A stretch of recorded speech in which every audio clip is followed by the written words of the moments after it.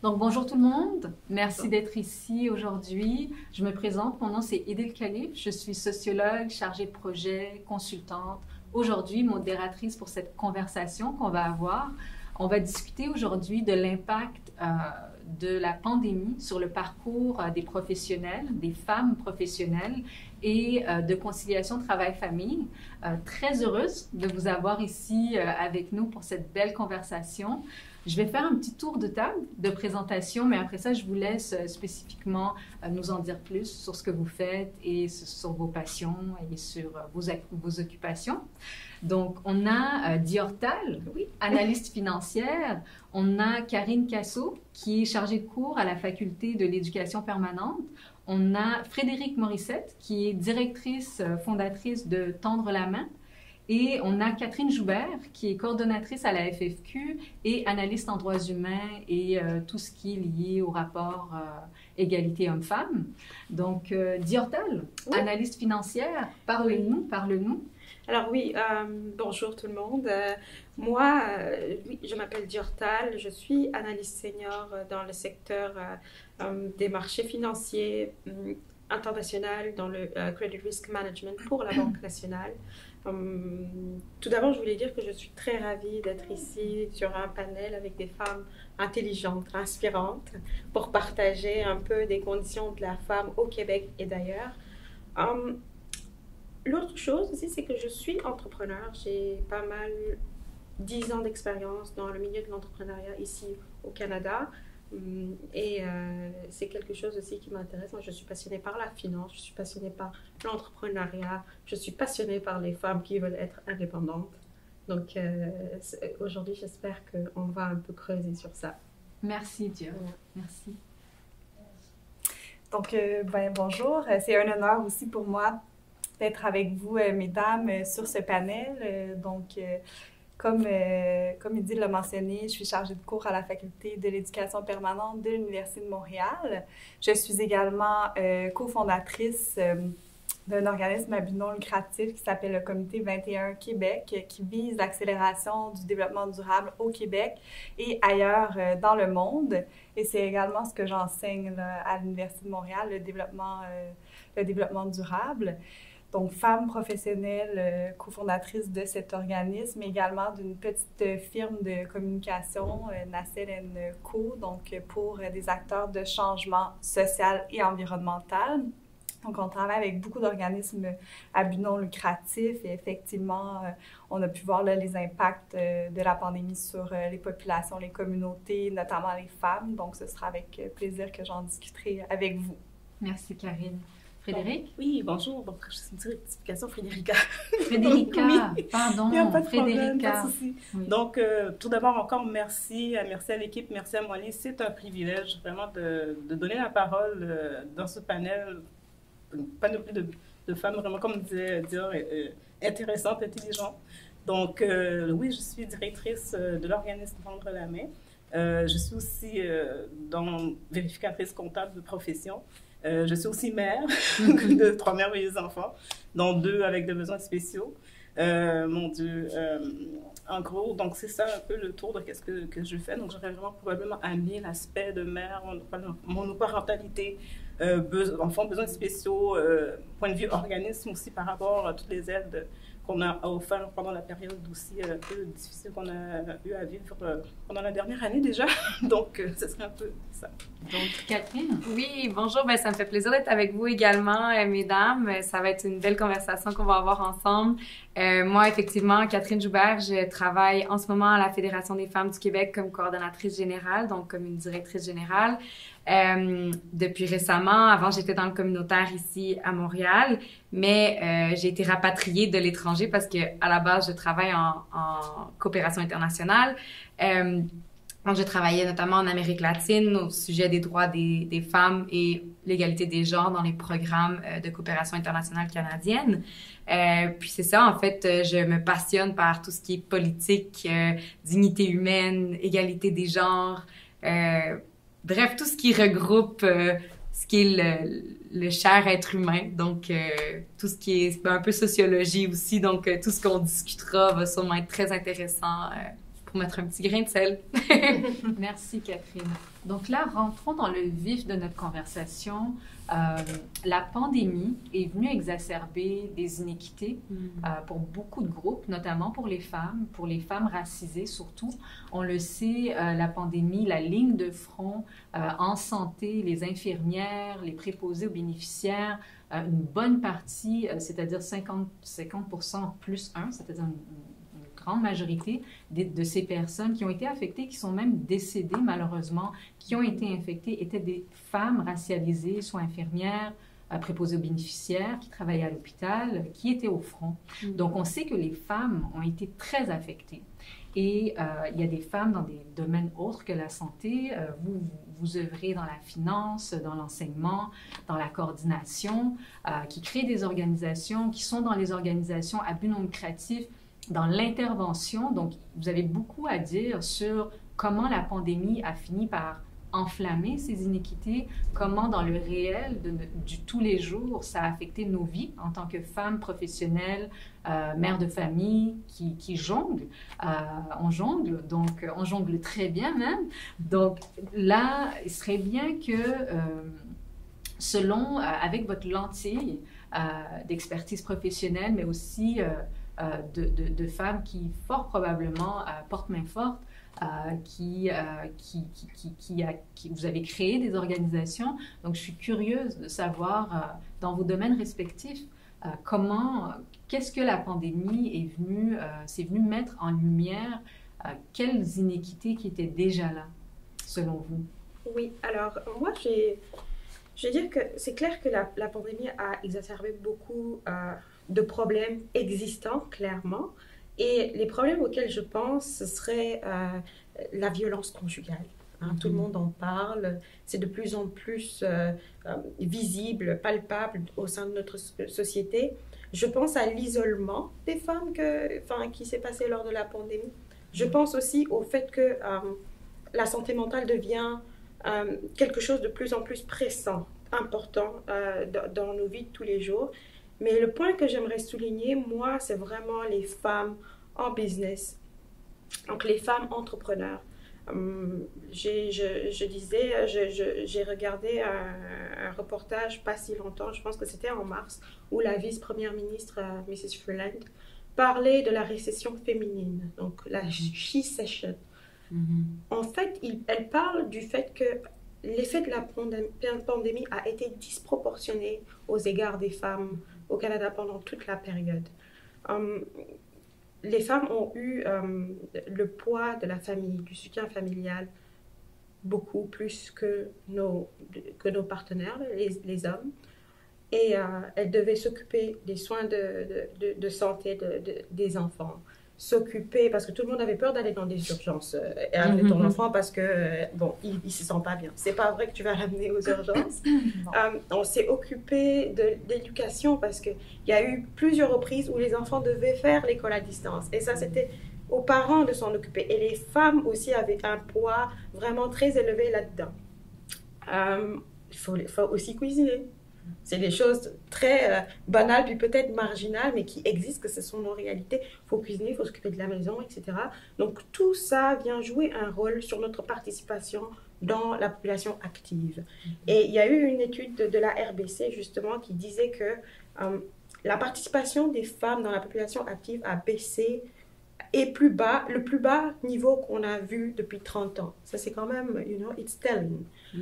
De l'autre côté, oui, il y a tout ça, mais les femmes entrepreneurs, là, parce que leurs entreprises sont plus nouvelles, sont plus récentes que nos homologues. Ça fait peut-être une dizaine, vingtaine d'années que les femmes ont décidé de se mettre à l'entrepreneuriat et de le faire. Il y a un impact sur ça. Quand moi, je vais aller à la banque pour faire un prêt, parce que la pandémie a fait de telle sorte que je dois fermer mon business de salon, de coiffure ou de manucure, pédicure ou peu importe de soins de femme que je fais, et que j'ai juste une ou deux années d'expérience, de bilan, ça me bloque pour avoir un prêt. Des fois aussi, ça bloque pour avoir des subventions. Comment veux-tu que mon entreprise subsiste pendant cette période difficile alors que je n'arrive même pas à avoir les mêmes prêts que mes homologues? C'est difficile, c'est très difficile. Donc, il y a tout ça. Pour mitiger ça, il y a eu un budget qui a été déposé en mars de 23 milliards justement pour soutenir les femmes. Mais au bout d'un moment aussi, je trouve que c'est très bien pour les femmes, mais les femmes racisées, quelle est leur part dans ce budget? Je comprends, parce que les femmes racisées, nous, on est comme une minorité dans ce problème qui est quand même international, qui est gros. Et la pandémie est venue exacerber ces inégalités, réduire tout le travail qu'on a fait pendant des années pour réduire les inégalités entre les hommes et les femmes. Donc ça, pour moi, c'est un point qu'il faut souligner et qu'il faut mettre de l'avant pour que les gens le sachent. Merci, Dior. Merci. Karine? Oui, bien certainement que je seconde tous les propos de ma collègue Dior, mais d'un point de vue charge mentale, on a parlé du temps de soins, mais au point de vue charge mentale, il y a eu des caricatures, des bandes dessinées qui illustraient au fond à quel point il y avait une charge mentale plus importante chez les femmes. Et là, cette charge mentale-là s'est multipliée par 10, par 20 dans le cadre de la pandémie. Il y a un temps de travail non rémunéré documenté par Statistique Canada dans les recensements qui est de plus élevé de près de 10 heures par semaine chez les femmes. Là, c'est sûr que ça n'a pas nécessairement été documenté dans le cadre de la pandémie, mais si on parle de 10 heures en temps normal, de travail supplémentaire non rémunéré qui est fait par les femmes, on peut imaginer justement avec la scolarisation à domicile, on peut imaginer avec peut-être justement les soins aux enfants, etc., aux proches, que ça a augmenté. Et donc, ça crée cette charge mentale-là, c'est temps supplémentaire de travail non rémunéré, des enjeux de santé mentale qui sont très importants, bien plus importants en fait, ça a bien été documenté là, dans le cadre de la pandémie, qui sont plus importants chez les femmes et aussi chez les jeunes. Et donc, dans mon cas, bien, je suis chargée de cours, donc on voit qu'il y a des enjeux au niveau des étudiants et des étudiantes où elles font face à beaucoup de stress, beaucoup d'anxiété, ne sont pas en mesure là, nécessairement de remettre les travaux à temps. Donc, c'est sûr que il y a aussi une gêne d'en parler, malheureusement, mais qu'effectivement, si on a cette ouverture-là, cette écoute-là, cette conscientisation-là, bien, c'est peut-être plus facile là, pour celle-ci de s'exprimer à ce sujet-là. Donc, voilà. Oui. Merci, Karine, pour ça. Moi, je travaille au département de sociologie de l'Université de Montréal et c'est très, très clair qu'il y a des étudiants qui ont dû prolonger leur maîtrise, leur doctorat.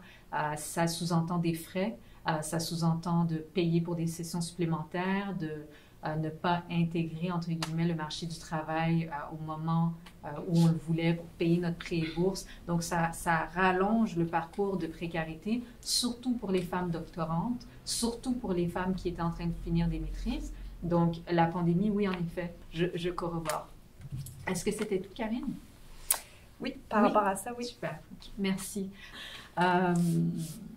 Frédérica, en rapport au parcours des femmes, en tant que professionnelle, tu as créé une organisation Tendre la main. Est-ce que tu peux nous parler de tes observations en tant que directrice de Tendre la main et de l'impact même sur ton parcours à toi de professionnelle? Oui, donc comme on sait tous, à cause de la pandémie, il y a eu beaucoup de fermetures, beaucoup de pertes d'emplois, beaucoup de gens qui se sont trouvés dans l'isolement, sans ressources. Il y a une période de temps qu'on sait, l'année passée, au mois de mars, tout était fermé. Donc, pour sortir, pour aller, les seules sorties, c'était aller à l'épicerie, et encore. Donc, pour des parents, moi, je touche beaucoup plus les familles monoparentales et les gens ont besoin, des fois, moi-même étant monoparentale, juste pour aller à l'épicerie, si on a des petits-enfants, c'est tout un casse-tête. Ce que je pourrais dire, ce qu'on s'est exacerbé, c'est les besoins d'aide. On a beaucoup aidé alimentairement. On a offert des aides de point de vue repas déjà cuisinés, comme disait ma collègue ici. Des fois, on pense ça pour acquis, mais vous n'avez pas idée comment que ça faisait. Les gens nous ont dit merci. Juste le fait de pouvoir apporter des plats qui sont déjà cuisinés, comment ça peut aider les familles à ce niveau-là. point de vue. C'est vraiment plus cette aide-là que mon organisme, je ne sais pas pour les autres organismes qu'on a mis en face, c'est vraiment l'aide alimentaire. On a collaboré avec Moali pour amener aussi de la nourriture aux familles, encore monoparentales, qui sont un petit peu des petits bébés. Je connais, j'ai une femme qui vient à l'esprit avec un petit bébé à la maison, naissant, ne peut pas nécessairement sortir, période de pandémie, qu'on doit l'aider. Donc, ça a vraiment mis l'accent sur l'isolement. Les familles monoparentales ont beaucoup payé le prix de ça. Donc, c'est vraiment ces points-là qui me ressortent le plus. Si je regarde moi en tant que mère, en tant que aussi maman monoparentale, oui, je suis directrice d'un organisme, mais je travaille aussi en tant que vérificatrice, donc je fais du télétravail. Donc, on sait que la pandémie, ça a propulsé le télétravail. C'est quelque chose qu'on, normalement, en temps normal, c'est très positif. Mais en période de pandémie, ça a été un peu... ça fait du bien, mais ça a donné aussi d'autres types de problèmes. Comme disait ma collègue, bon, on passe beaucoup plus de temps à travailler. Comme on dit en bon français, on ne tire pas la plug, on continue constamment. Les enfants à prendre soin, moi, comme ceux qui ne savent pas, j'ai 2 enfants à besoins spéciaux. Autre chose que ça a exacerbé pour les familles, je donne un chapeau pour ceux qui ont des enfants avec des besoins spéciaux. On a eu des coupures de services. Retrouver avec des enfants, travailler à télétravail, gérer des enfants avec des besoins spéciaux, handicap. On se retrouve orthopédagogue, orthophoniste, tout ce que vous voulez dans la maison. Donc, ça a exacerbé ça aussi, la pandémie. Donc, c'est une grosse charge qui a été mise sur les épaules de plusieurs familles ou de plusieurs parents. Donc, c'est quelque chose à considérer. Puis, je pense que ça a été un gros impact à ce niveau-là.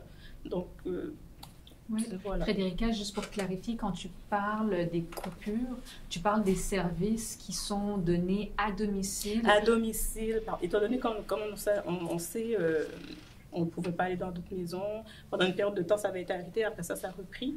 Mais quand on parle de services à domicile, c'est justement des orthophonistes, des spécialistes qui sont là, orthopédagogues, pour aider la famille, donc, ou tout simplement des techniciens spécialisés qui sont là pour donner des trucs. Pour faire souffler aussi la famille. Quand je pense au le camp qui ont été arrêtés, tout ce qui est répit arrêté. Répit, pour ceux qui ne s'y connaissent pas, c'est qu'on peut envoyer nos enfants un samedi faire des activités à l'extérieur. Ça permet aux parents de souffler un peu. Donc, ça aussi, ça avait été arrêté. Donc, le parent se retrouve avec tout ça sur sa charge, en plus de ce que la pandémie vient faire. Donc, ça a exacerbé ça. Énormément. Ça a causé beaucoup de détresse. Je sais sur beaucoup de parents. Je sais qu'il y a des enfants qui ont régressé dans leur développement. Donc, c'est des choses, c'est des paramètres qu'on ne voit pas, qu'on n'expose pas en pleine lumière. Mais ce sont des réalités que la pandémie a créées et a causées. Oui, merci pour ça, Frédérica.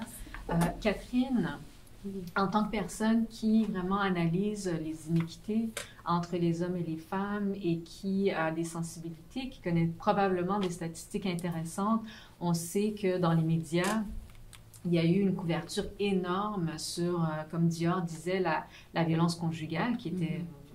On parlait de féminicide. On a bien vu que ça a affecté les femmes de façon très, très violente.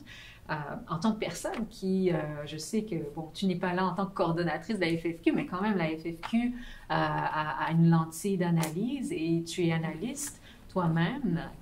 Le parcours des professionnels, des femmes durant la pandémie, toi, qu'est-ce que tu as vu? Qu'est-ce qui t'a frappé? Ben merci pour la question. Effectivement, je suis pas là mandatée par la FFQ. Là. Je pense que c'est vraiment important que je le dise. Là. J'ai pas de mandat pour être ici. Puis ce que je dis, c'est vraiment moi qui va le dire et non pas la FFQ. En plus, je suis là depuis peu. Mais oui, c'est ça. En fait, pour moi, il y a toute une analyse à faire. Tu sais, t'en as mis un peu en prémisse. Puis mes collègues, vous en avez toutes parlé aussi. On parle autant de la double ou de la triple charge. Qui revient souvent sur les femmes. On parle traditionnellement d'un rôle dans le foyer, surtout si on parle de relations hétérosexuelles, de l'homme et de la femme qui, normalement, a beaucoup plus les tâches dans la maison.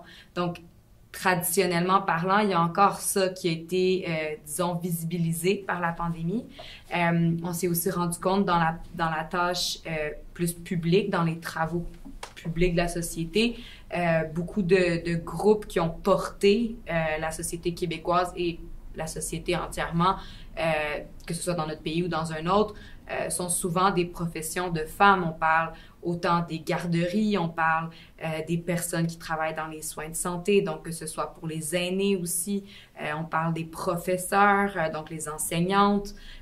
Donc toutes ces professions-là, qui sont majoritairement aussi de femmes, ont montré aussi on peut dire un peu, j'ai pas le goût de dire une détresse, mais on pourrait aller jusque-là. On pourrait dire effectivement qu'il y a eu beaucoup de revendications. La preuve, il y a encore des demandes en ce moment au niveau d'augmentation de salaire, de changement de conditions. Il y a eu aussi beaucoup de retard au niveau de tout ce qui était immigration. On parle aussi de personnes qui sont dans ces milieux-là, souvent des nouveaux arrivants, des personnes racisées, des personnes qui ont peut-être aussi d'autres charges. On parle de monoparentalité, toutes sortes de choses. Donc, effectivement, ces domaines-là qui ont porté la société québécoise au travers de la pandémie ont été peut-être sous-entendus. Puis encore aujourd'hui se retrouvent là en négociation salariale. Il y a de nombreux syndicats qui sont en ce moment en négociation pour changer les conditions. Le gouvernement du Québec notamment a dû se réajuster par rapport à certains salaires, certaines conditions de travail dans lesquelles œuvraient, par exemple, on se souvient tous et toutes des temps du début de la pandémie où est-ce que les personnes qui travaillent dans les CHSLD ou dans les centres privés de soins longue durée n'avaient pas les matériaux, les masques, les gants, les visières.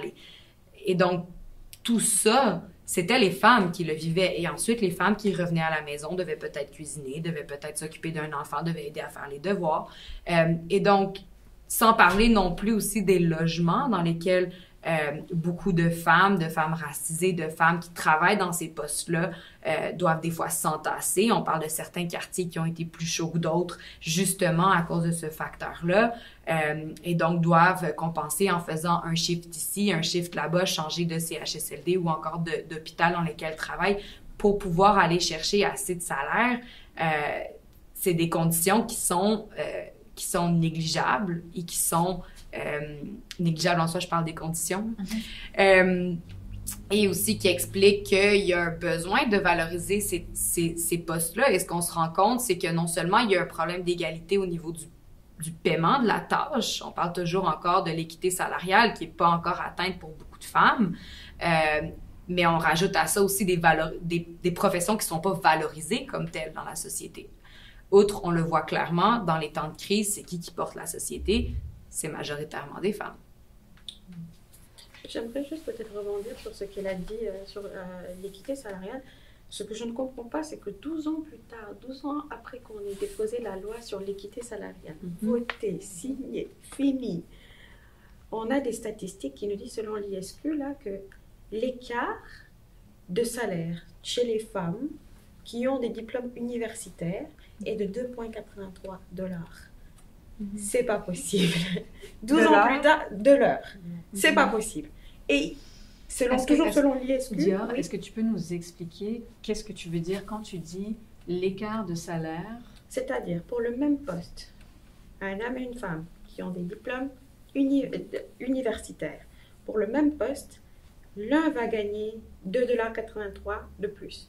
Et l'un, c'est l'homme, va gagner 2,80 $ de plus. Et l'écart est encore plus creusé dans le milieu universitaire. Là où on forme nos gens, l'écart est plus creusé là-bas, dans les postes entre les hommes et les femmes. Pour moi, it's a no-go. Et si on parle dans la même veine aussi, oui, c'est vrai qu'au Canada, quand même, comparativement à d'autres pays, on est bien nantis parce que bon, il y a quand même un cadre légal qui protège les femmes. Mais si on va dans les CA, la présence des femmes, la présence de la diversité aussi est juste, on peut même pas le voir, c'est peu palpable. Et là, toujours dans les statistiques là, le lead est pris par les banques, les grandes banques, les 6 grandes banques au Canada. eux, c'est les meilleurs là-dedans, dans l'équité, dans la présence pour les membres du CA. La diversité. La diversité, culturelle. c'est vrai. Et on a à peu près, le pourcentage est de 39% dans les CA pour les femmes. Dans une société où les femmes, on est en plus grand nombre. C'est du travail à faire. Et ça, c'est pour les banques. Ils sont loin devant tout le reste. Il va falloir qu'il y ait des choses qui sont faites à ce niveau. Et si, merci Dior pour ça, si je peux me permettre de rajouter aussi, pendant la pandémie, l'évidence qui était sur le plan financier, économique, relativement très, très absurde, c'est que lorsque on versait 2000 $ par mois aux personnes qui perdaient leur emploi à cause de la pandémie, on avait des personnes qui touchaient un salaire minimum qui donnaient moins que 2000 $ par mois. Beaucoup de ces personnes qui touchent le salaire minimum, qui finalement, à temps plein, ça fait moins que 2000 $, alors que le gouvernement a statué qu'on a besoin de minimum 2000 $ pour vivre, mais qu'on statue aussi sur un salaire minimum qui ne donne pas le 2000 $ en question. Il y a eu un malaise sociétal, je pense que tout le monde l'a senti, tout le monde a compris, et ça voulait dire quelque chose pour les femmes. Ça voulait dire quelque chose pour les femmes qui touchaient au salaire minimum, je veux dire, qui se battent depuis très longtemps pour toucher plus que 13,50 $. Donc, je ne sais pas si vous aviez observé vous avez ressenti le malaise, vous avez observé le malaise.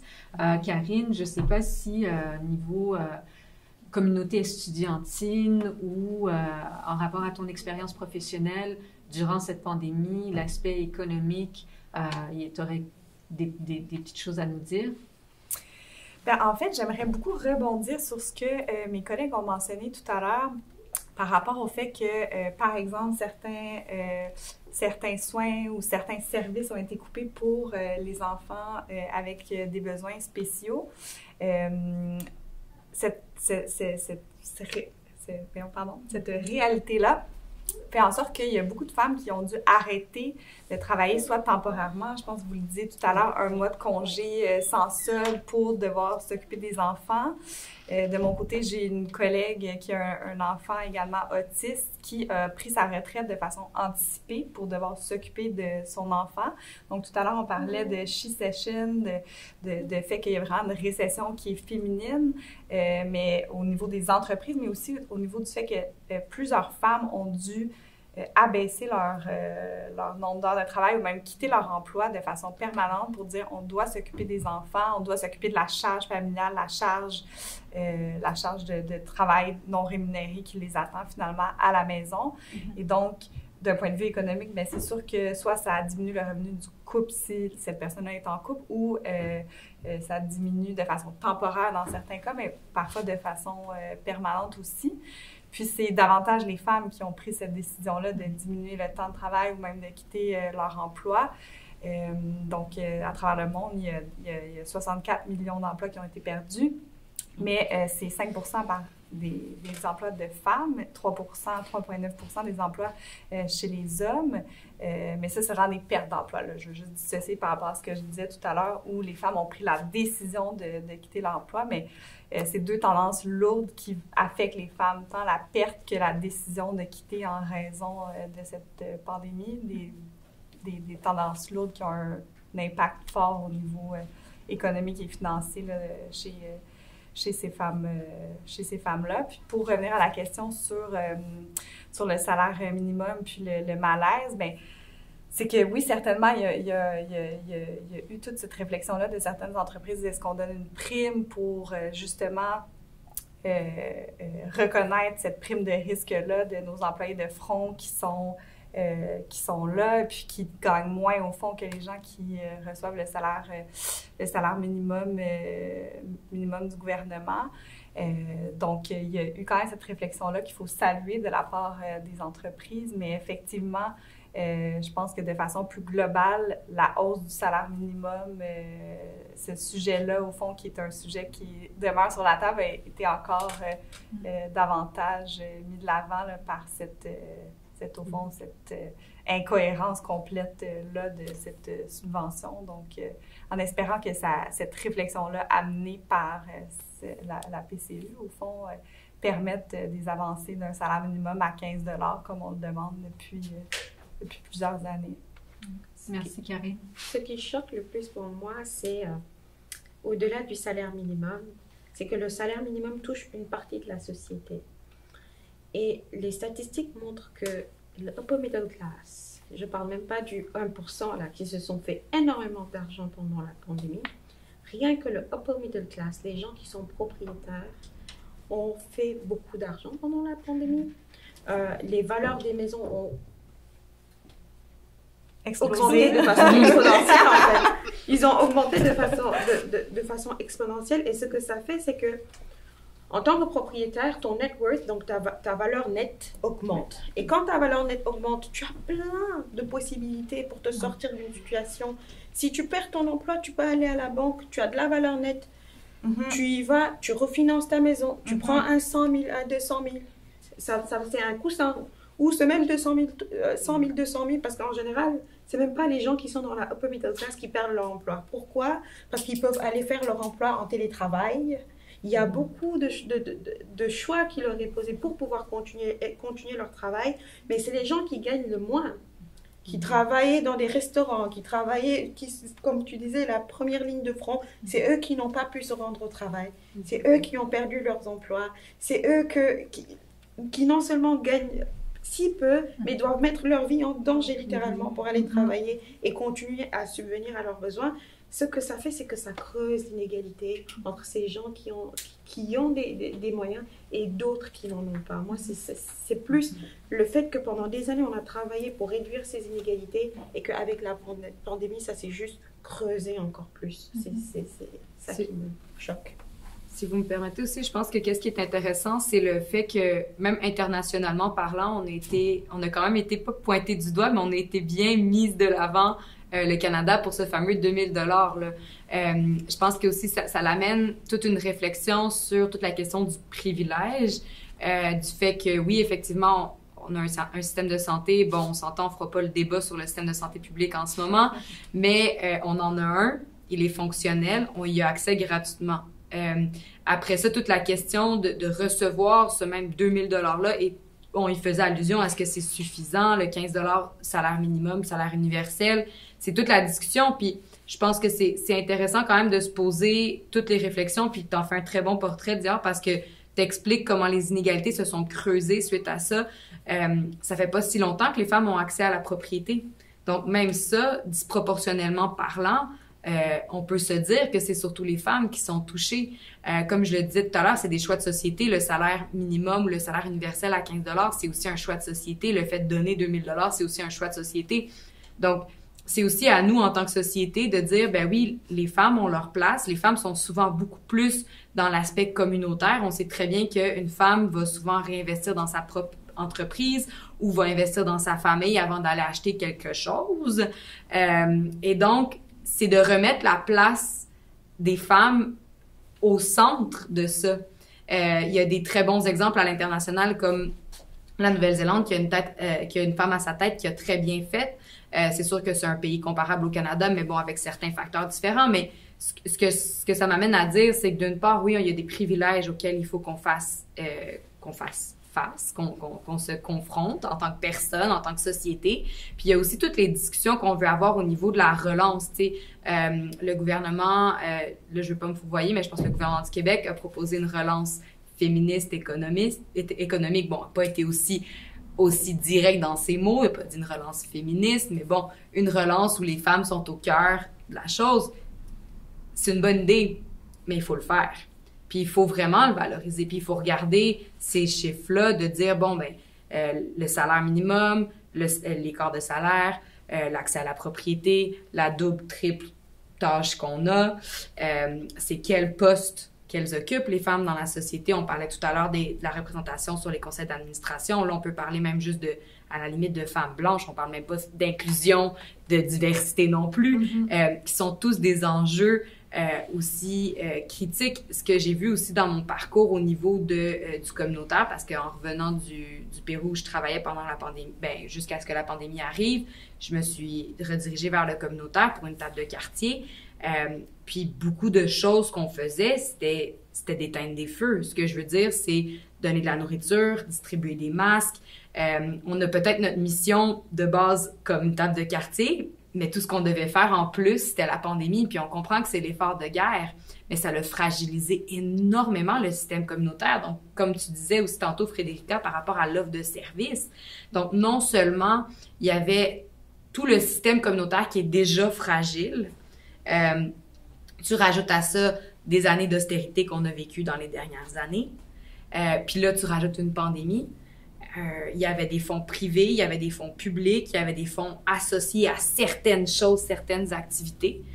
Donc, ça demandait tout un travail de logistique au niveau du terrain pour réorganiser ça. Puis souvent, c'est des femmes. Puis, ce que je veux dire aussi là-dedans, c'est que ce soit des femmes ou des hommes ou des personnes non-binaires, je pense que l'idée, c'est de se dire, c'est quoi qu'on valorise comme société? C'est quoi le minimum pour avoir la dignité? On s'en rend compte, là, le salaire minimum, il n'est pas assez. On s'en rend compte qu'il y a une crise du logement. Ça prend plus. Donc, sous cet angle-là, est-ce qu'après une pandémie, moi, j'ose croire qu'après un choc comme une pandémie mondiale, on est capable de se poser des questions, mais faut-il non seulement se poser les questions, il faut mettre aussi le doigt sur les bons secteurs, puis décider que collectivement, c'est ça qu'on va valoriser. Oui. Merci Catherine. Le Québec a été dans la mire pendant la pandémie parce que les statistiques n'étaient pas jolies pour le Québec à l'échelle pan-nationale. Donc, la fonctionnalité du système de santé a beaucoup été questionnée au Québec et particulièrement pour le quartier Montréal-Nord, à un certain point durant l'éclosion de cette pandémie, le quartier Montréal-Nord a été pointé du doigt comme un quartier problématique en matière de contamination, mais les gens, je me rappelle très bien, n'avaient pas noté que beaucoup de gens à Montréal-Nord, notamment des femmes noires d'origine haïtienne, qui tiennent à bout de bras le système de santé en étant infirmières, préposées aux bénéficiaires. Beaucoup d'entre elles résident à Montréal-Nord et on n'avait pas fait le lien entre ces femmes professionnelles d'origine haïtienne qui, beaucoup, résidaient dans l'est de Montréal, qui malheureusement étaient très, très, très proches du virus, étant donné qu'elles portaient main forte. Donc, il y a eu des vraies discussions sur, bien sûr, le racisme systémique, le sexisme et l'état du système de santé au Québec, avec un Québec qui portait 50% des décès liés à la pandémie.